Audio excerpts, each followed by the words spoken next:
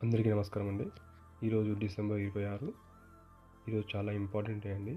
మనందరం బాల్ విజయ్ దివస్‌గా జరుపుకుంటాము.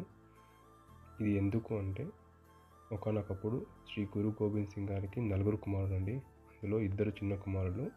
వాళ్ళ పేర్లేంటంటే సాహిబ్ జాదా ఫతే సింగ్ 6 ఏళ్ళండి. సాహిబ్ జాదా జోరావర్ సింగ్‌కి 9 ఏళ్ళు.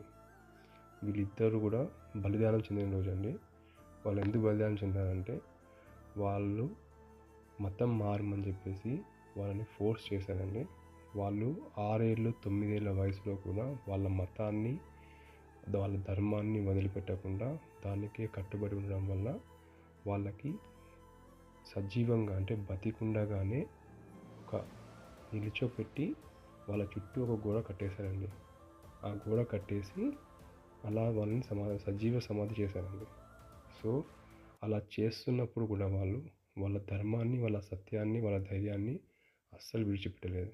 ఆ ఏజ్‌లో అసలేం తెలుస్తదండి? అలాంటి ఏజ్‌లో వాళ్ళు వాళ్ళ దేశభక్తికి, వాళ్ళ ధైర్యానికి, వాళ్ళ నైతిక విలువలకు అన్నింటికి కూడా స్మరించుకుంటూ ఈ డిసెంబర్ 26న బాల్ విజయ్ దివస్ జరుపుకోవాలని భారత ప్రభుత్వం నిర్ణయించిందండి. అందుకే ఈరోజు మనందరం కూడా మన ఇంట్లో ఉన్న పిల్లలకి ఈ స్టోరీ చెప్తూ వాళ్ళని కూడా చిన్న వయసులో ధైర్యం చెప్పాలి, సత్యం ధర్మం కోసం నిలబడాలని చెప్పాలండి. Thank you.